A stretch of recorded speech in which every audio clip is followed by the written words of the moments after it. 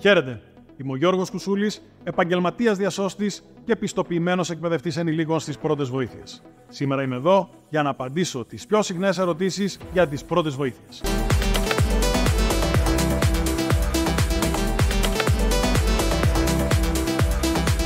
Οι πρώτες βοήθειες είναι ένα αντικείμενο στο οποίο μπορούν να εκπαιδευτούν όλοι. Πλέον υπάρχουν ακόμα και εκπαιδεύσεις που μπορούν να γίνουν από παιδιά σε παιδιά. Είναι σημαντικό να συμμετέχουμε όλοι όπως μπορούμε. Από το πιο απλό, να πάρουμε ένα σωστό τηλέφωνο στις υπηρεσίες εκτάκτου ανάγκης να περιγράψουμε αυτό που συνέβη. Αυτή και μόνο η συνεισφορά μπορεί να αποτελέσει σωτήρια για τη ζωή ενός ανθρώπου.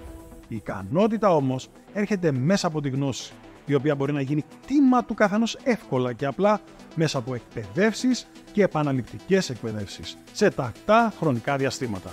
Όσο περισσότερο εκπαιδευμένοι είμαστε στις πρώτες βοήθειες, τόσο περισσότερο θα βοηθήσουμε τον Πάσχο.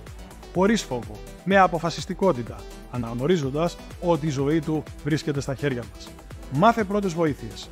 Σώσε μια ζωή.